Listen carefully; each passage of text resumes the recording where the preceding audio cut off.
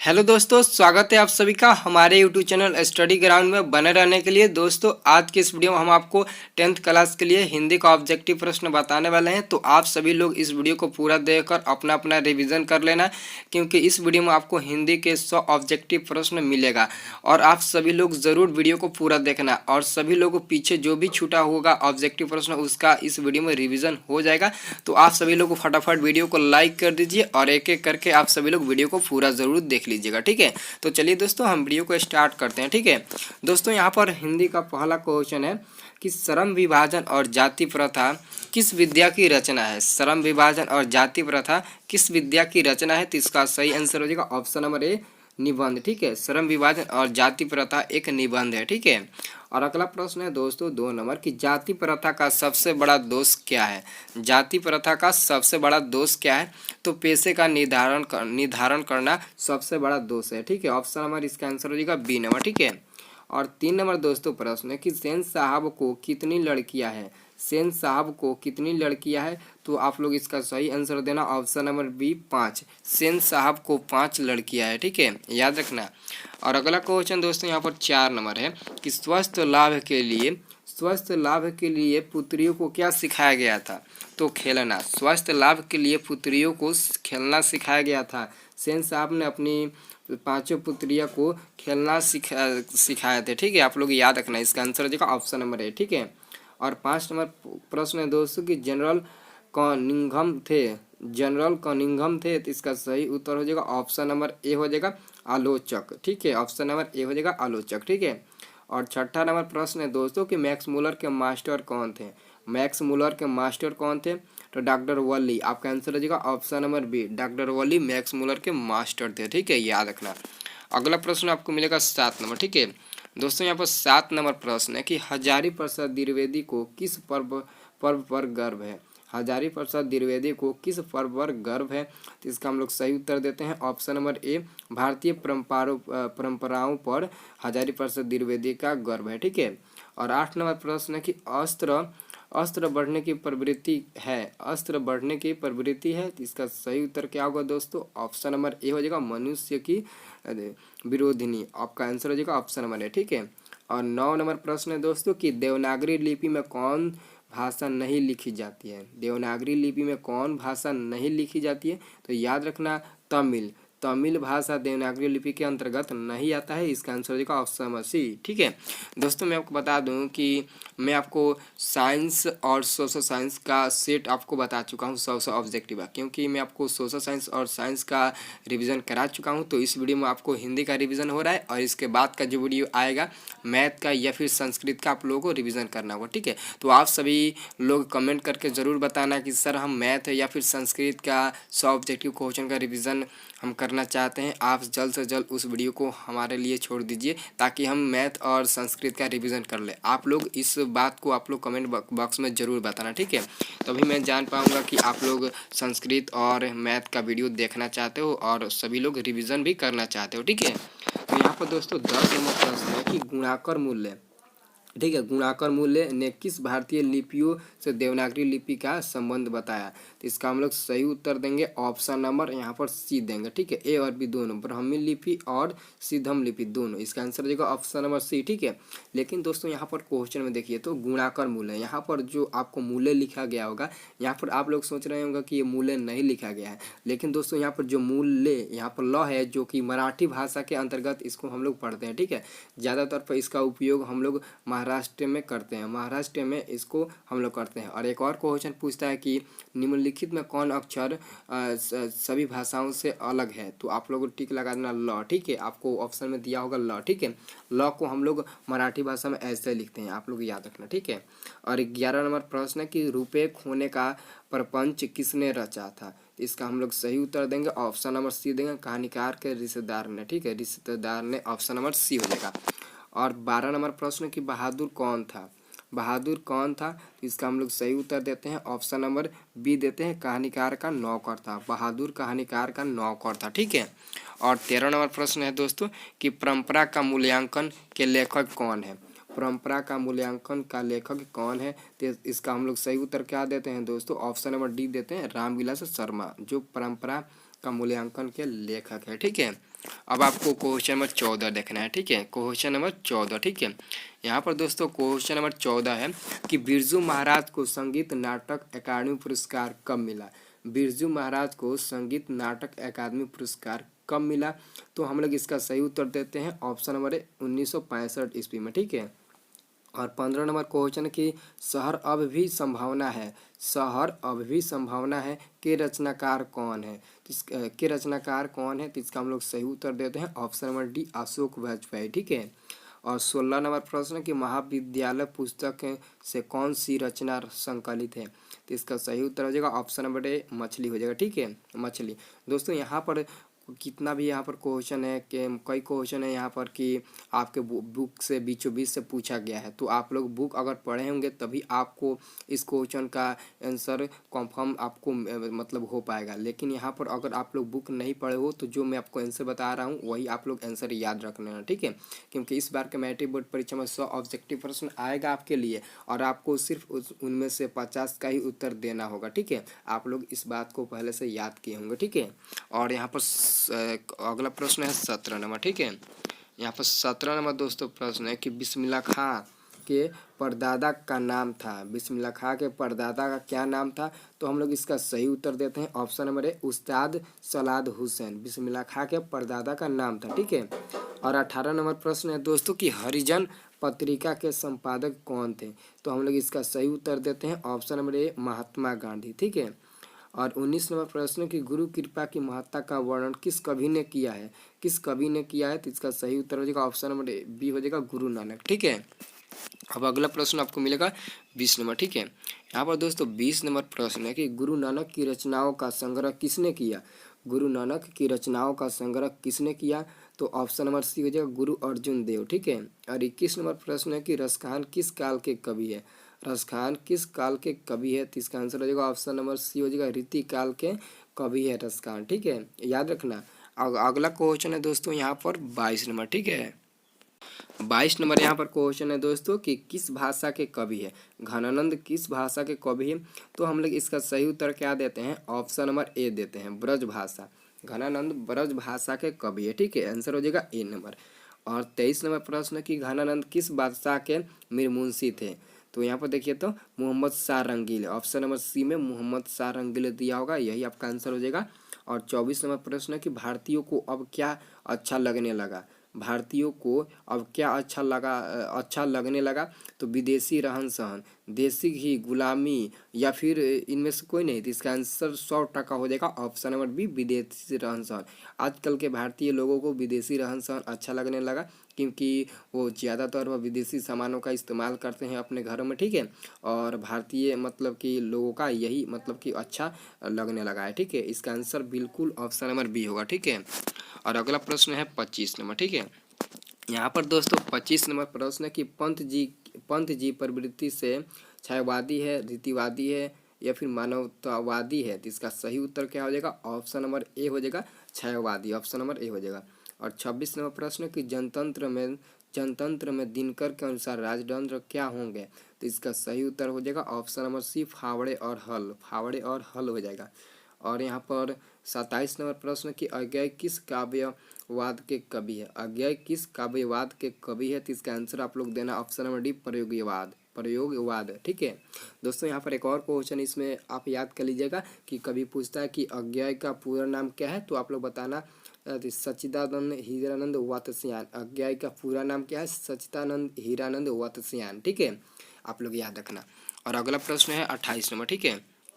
दोस्तों यहाँ पर 28 नंबर प्रश्न कि हिरोशिमा शीर्षक कविता में सूरज का प्रतीक क्या व्यर्थ है?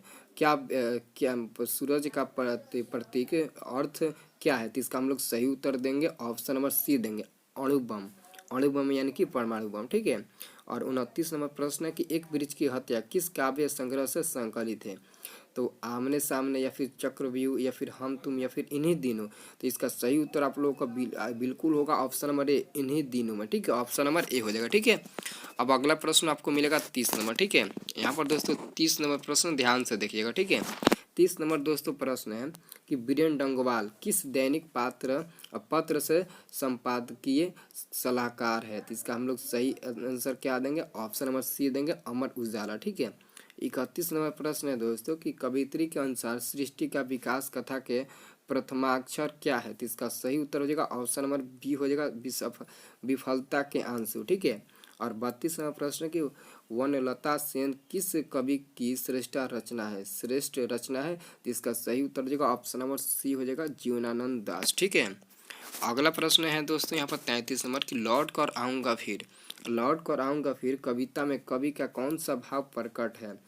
कौन सा भाव प्रकट है? तो इसका आंसर आप सभी को पहले से मालूम होना चाहिए, मातृभूमि प्रेम। ठीक है। इसका आंसर हो जाएगा ऑप्शन नंबर ए। ठीक है। और 34 नंबर प्रश्न की रेनर रील के मारिया के अनुसार परम सत्ता के सर्वशक्तिमान के रूप को किसने प्रतिष्ठित किया है? तो इसका सही उत्तर हो जाएगा ऑप्शन नंबर बी हो जाएगा मनुष्य ने। ठीक है। मनुष्य ने, ऑप्शन नंबर बी हो जाएगा। और 35 नंबर प्रश्न है दोस्तों कि उर्वशी किसकी कृति है? उर्वशी किसकी कृति है? तो उर्वशी दिनकर यानी कि रामधारी सिंह दिनकर की कृति है। ऑप्शन नंबर ए हो जाएगा। और 36 नंबर प्रश्न है कि दिनकर का जन्म कहाँ हुआ था? मुंगेर, खगड़िया या फिर सिमरिया या फिर भागलपुर? तो इसका सही उत्तर हो जाएगा ऑप्शन नंबर सी हो जाएगा सिमरिया। रामधारी सिंह दिनकर का जन्म सिमरिया में हुआ था। ठीक है। अगला प्रश्न है 37 नंबर कि श्रीनिवास किस भाषा के साहित्यकार हैं? श्रीनिवास जो कि दही वाली मंगमा के लेखक हैं, तो दही वाली मंगमा के लेखक श्रीनिवास किस भाषा के साहित्यकार हैं? तो आंसर आप लोग देना कन्नड़, ऑप्शन नंबर ए देना। ठीक है। कन्नड़ भाषा, ऑप्शन नंबर ए। ठीक है। अगला प्रश्न आपको मिलेगा 38 यानी कि 38 नंबर प्रश्न। दोस्तों यहाँ पर 38 नंबर प्रश्न ध्यान से देखिएगा। ठीक है। यहाँ पर 38 नंबर प्रश्न, 38 नंबर प्रश्न क्या है दोस्तों कि नजमा मंगमा की कौन थी? नजमा मंगमा की कौन थी? तो दोस्तों आप लोग याद रखना है, आप लोग अगर ध्यान से इस क्वेश्चन को पढ़ोगे तो इसका आंसर आपको फटाक से मिल जाएगा। पुत्र वधु, ऑप्शन नंबर ए हो जाएगा, क्योंकि मंगमा की बहू का नाम नजमा था तो उसे हम लोग पुत्र वधु कहते हैं। ठीक है। और 39 नंबर प्रश्न है कि लक्ष्मी लक्ष्मण की कौन थी? लक्ष्मी लक्ष्मण की कौन थी? तो दोस्तों इसका 100% आंसर जो ऑप्शन नंबर ए हो जाएगा पत्नी। ठीक है। क्योंकि लक्ष्मण की पत्नी लक्ष्मी थी। ठीक है। और अगला प्रश्न है 40 नंबर कि मंगू को कहाँ भर्ती करवाया गया? अस्पताल में। ऑप्शन नंबर क्या हो जाएगा? ए हो जाएगा। मंगू को अस्पताल में भर्ती कराया गया था। ठीक है। और 41 नंबर प्रश्न दोस्तों कि सुजाता कथाकार है। सुजाता कथाकार है, तो इसका सही आंसर हो जाएगा ऑप्शन नंबर ए हो जाएगा तमिल। तमिल भाषा के कथाकार सुजाता है। ठीक है। और 42 नंबर प्रश्न है कि धरती कब तक घूमेगी कहानी है? धरती कब तक घूमेगी कहानी है, तो इसका हम लोग सही आंसर क्या देंगे दोस्तों? 42 नंबर दोस्तों यहाँ पर प्रश्न है कि धरती कब तक घूमेगी कहानी है। धरती कब तक घूमेगी कहानी है, तो इसका सही आंसर हो जाएगा ऑप्शन नंबर ए हो जाएगा सामाजिक। सामाजिक कहानी है। ठीक है। और अगला प्रश्न है 43 नंबर की ब ध्वनि का उच्चारण स्थान क्या है? तो इसका सही उत्तर हो जाएगा ऑप्शन नंबर बी हो जाएगा ओष्ठ। ठीक है। ब ओष्ठ है। ठीक है। और अगला प्रश्न है 44 यानी कि 44 नंबर। 44 नंबर प्रश्न है दोस्तों कि घी कौन सी संधि है? घी कौन सी संधि है? तो आप लोग फटाक से इसका आंसर बताइए। तो घी कौन सी संधि है? तो द्रव्यवाचक। ठीक है। जिसे हम लोग नापा या तौला जा सकता है उसे हम लोग द्रव्यवाचक संज्ञा कहते हैं। जिसे हम लोग नाप और तौल सकते हैं उसे क्या कहते हैं? द्रव्यवाचक संज्ञा। तो घी को नाप को बेचेंगे या फिर तौल को बेचेंगे, दोनों में से किसी एक का उपयोग तो जरूर करेंगे, तो इसलिए इसका आंसर हो जाएगा ऑप्शन नंबर डी। ठीक है। और 45 नंबर क्वेश्चन के ये सर्वनाम है, ये सर्वनाम है, तो इसका यहाँ पर खाली स्थान दिया है और खाली स्थान पर आपको कौन सा ऑप्शन भरना है ये आपको चूज करना है। ठीक है। पुरुषवाचक संज्ञा, ये पुरुषवाचक संज्ञा पुरुषवाचक सर्वनाम है। इसका आंसर हो जाएगा ऑप्शन नंबर क्या हो जाएगा? 45 का ऑप्शन नंबर सी हो जाएगा। ठीक है। अगला प्रश्न आपको मिलेगा 46 नंबर प्रश्न है दोस्तों कि वत्स्य का विशेषण होगा। वत्स्य का विशेषण होगा, इसका सही उत्तर क्या होगा दोस्तों? ऑप्शन नंबर बी हो जाएगा वत्सल। ठीक है। और 47 में प्रश्न कि मेरी गाय काली है, इस वाक्य में किस कारक का चिन्ह है? मेरी गाय काली है, मेरी गाय काली है, तो दोस्तों इसका सही उत्तर क्या होगा? ऑप्शन नंबर सी हो जाएगा संबंध। ठीक है। संबंध में क्या होता है? काके की होता है, तो यहाँ पर काली है तो ली तो जरूर आ गया, लाले ली, काके की, रारे री, ये सब आ जाएगा। ठीक है। और यहाँ पर 48वें प्रश्न की काल के कितने भेद हैं? तो आप सभी को मालूम होगा काल के 3 भेद होते हैं। ठीक है। काल के 3 यानी कि टेंस के 3 प्रकार होते हैं। ठीक है। और अगला प्रश्न है 49 नंबर दोस्तों प्रश्न है कि रामायण का संधि विच्छेद क्या होगा? रामायण का संधि विच्छेद क्या होगा? तो ऑप्शन नंबर ए हो जाएगा राम प्लस आयन। और 50 नंबर प्रश्न है कि परम मौसद का संधि विच्छेद क्या होगा? तो इसका सही उत्तर हो जाएगा ऑप्शन नंबर सी हो जाएगा परम प्लस औसत। ठीक है। और 51 नंबर प्रश्न कि प्राप्तांक में एक समास है, प्राप्तांक में समास है, तो हम लोग इसका सही उत्तर देंगे ऑप्शन नंबर डी तत्पुरुष समास। ठीक है। और अगला प्रश्न है दोस्तों, यहाँ पर 52 नंबर क्वेश्चन है कि घी के दीपक जलाना मुहावरे का अर्थ है। घी के दीपक जलाना मुहावरे का सही अर्थ क्या होगा दोस्तों? तो इसका सही आंसर हो जाएगा ऑप्शन नंबर सी, खुशियाँ मनाना, ऑप्शन नंबर सी हो जाएगा। और 53 नंबर प्रश्न है कि चिकना घड़ा होना मुहावरे का अर्थ में किसका प्रयोग किया जाता है? तो किस अर्थ का प्रयोग किया जाता है? तो हम लोग इसका आंसर देंगे ऑप्शन नंबर सी देंगे, किसी बात का प्रभाव न हो। ठीक है, इसका आंसर हो जाएगा ऑप्शन नंबर सी। ठीक है। अगला प्रश्न आपको मिलेगा 54 नंबर दोस्तों यहाँ पर 54 नंबर प्रश्न है कि निम्नलिखित में वाक्यों से शुद्ध वाक्य का चयन कीजिए। निम्नलिखित वाक्यों से शुद्ध वाक्यों का चयन कीजिए, तो हम लोग इसका सही उत्तर देंगे ऑप्शन नंबर क्या देंगे दोस्तों? 54 का सही उत्तर हो जाएगा ऑप्शन नंबर डी, हमारा विचार तो सही है। ठीक है, ऑप्शन नंबर क्या हो जाएगा? डी हो जाएगा। और अगला प्रश्न आपको मिलेगा 55 नंबर की परिभाषा में कौन सा उपसर्ग है? परिभाषा में कौन सा उपसर्ग है? तो इसका सही उत्तर हो जाएगा ऑप्शन नंबर डी हो जाएगा परि। ठीक है। अगला प्रश्न आपको मिलेगा 56 नंबर दोस्तों यहाँ पर 56 नंबर प्रश्न है कि लुटेरा में प्रत्यय बताइए। लुटेरा में प्रत्यय बताइए, तो लुटेरा में एरा प्रत्यय है। ठीक है, ऑप्शन नंबर क्या हो जाएगा? बी हो जाएगा। अगला प्रश्न है 57 नंबर की तलाक का लिंग निर्णय करे। तलाक का लिंग निर्णय करे, तो इसका सही उत्तर हो जाएगा ऑप्शन नंबर ए हो जाएगा पुलिंग। ठीक है, पुलिंग में तलाक दे दिया, पुलिंग हो जाएगा। और ऑप्शन नंबर क्या हो जाएगा? 58 नंबर कि जेल का लिंग निर्णय करे। जेल का लिंग निर्णय करे, तो इसका सही उत्तर हो जाएगा ऑप्शन नंबर ए हो जाएगा पुलिंग। ठीक है, जेल का भी लिंग निर्णय ए हो जाएगा पुलिंग। ठीक है। और 59 नंबर प्रश्न है कि झंकृत किस भाषा का विलोम है? तो इसका सही उत्तर हो जाएगा ऑप्शन नंबर ए हो जाएगा। ठीक है, निस्तबद्ध। ठीक है, ऑप्शन नंबर क्या हो जाएगा? ए हो जाएगा। और 60 नंबर प्रश्न है कि ढाढ़स का विलोम शब्द होगा, तो इसका सही उत्तर हम लोग देंगे ऑप्शन नंबर सी देंगे त्रास। ठीक है। 61 नंबर प्रश्न कि भाईचारे का दूसरा नाम क्या है? भाईचारे का दूसरा नाम क्या है? तो लोकतंत्र। लोकतंत्र भाईचारे का दूसरा नाम कहलाता है। ठीक है। अब आपको क्वेश्चन नंबर 62 देखना है। क्वेश्चन नंबर 62 है दोस्तों कि ऐसे ही लड़के आगे चलकर गुंडे, चोर, डाकू बनते हैं। यह पंक्ति कहानी के किस पात्र से कही है? तो इसका सही उत्तर हम लोग देंगे ऑप्शन नंबर सी देंगे सिंह साहब के द्वारा। ठीक है। अगला प्रश्न है दोस्तों 63 नंबर की वारेन हेस्टिंग्स को दारिस नामक सोने के सिक्के से भरा घड़ा कहाँ मिला था? तो इसका सही उत्तर हो जाएगा ऑप्शन नंबर सी वाराणसी में। ऑप्शन नंबर सी हो जाएगा वाराणसी में मिला था। ठीक है।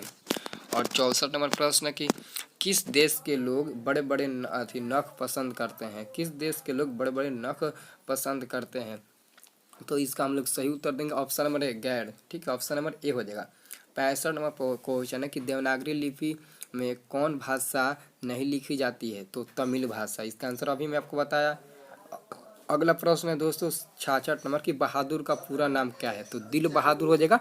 ऑप्शन नंबर बी हो जाएगा दिल बहादुर। बहादुर का पूरा नाम होता है दिल बहादुर। ठीक है, ऑप्शन नंबर बी हो जाएगा। ठीक है।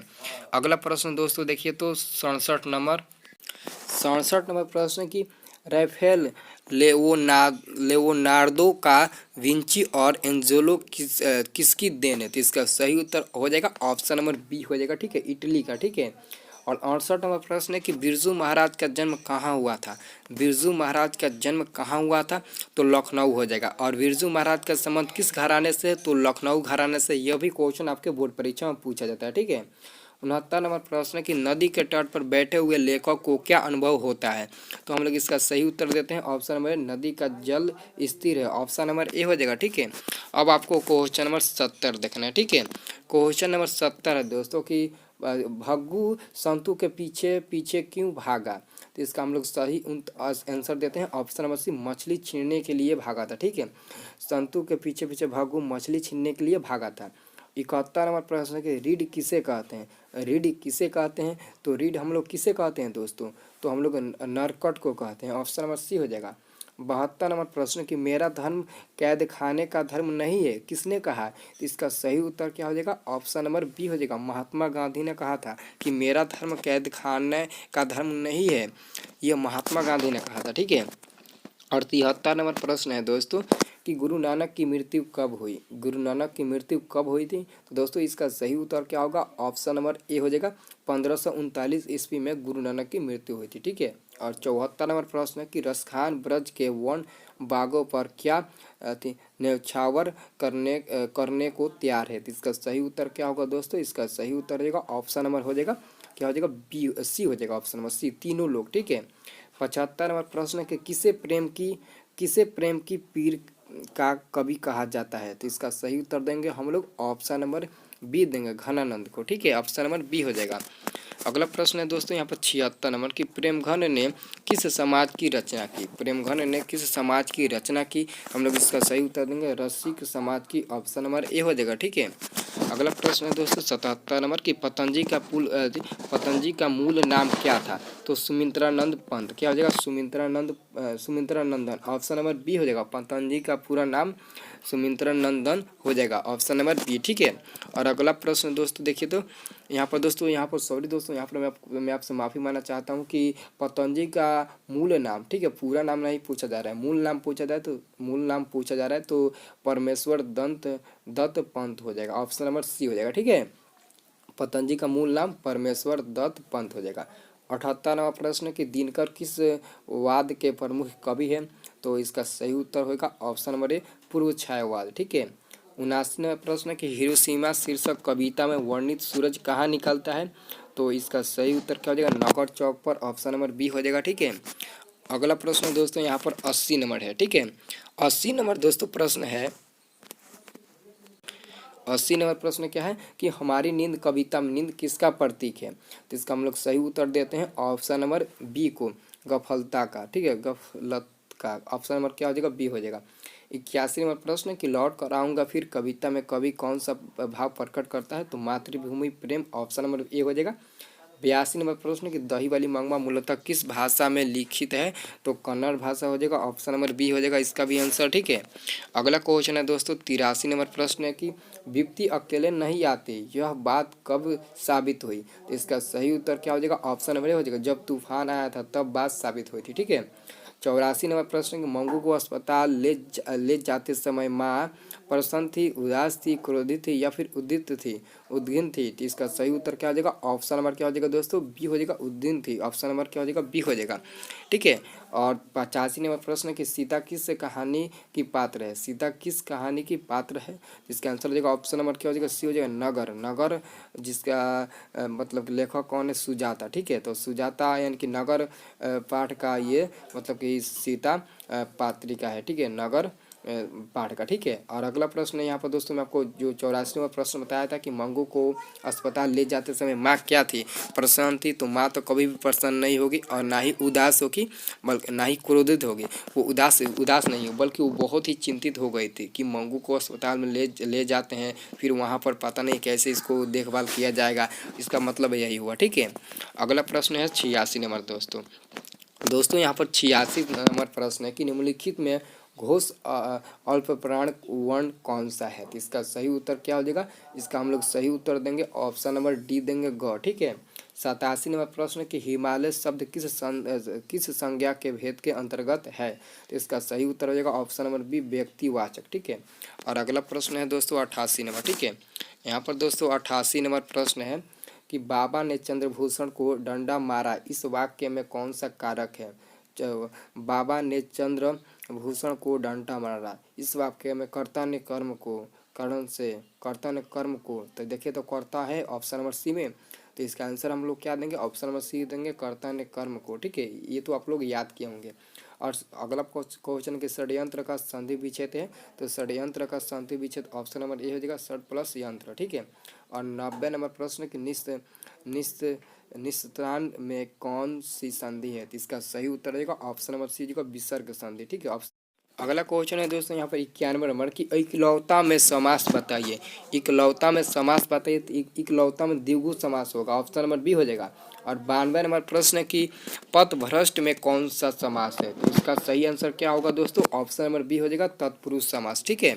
अगला क्वेश्चन आपको मिलेगा 93 यानी कि 93 नंबर प्रश्न की अनुनय विनय से भी न पसीजना इनमें से किस मुहावरे का अर्थ है? तो इसका हम लोग सही उत्तर देंगे ऑप्शन नंबर सी, तट से मस न होना, ऑप्शन नंबर सी हो जाएगा।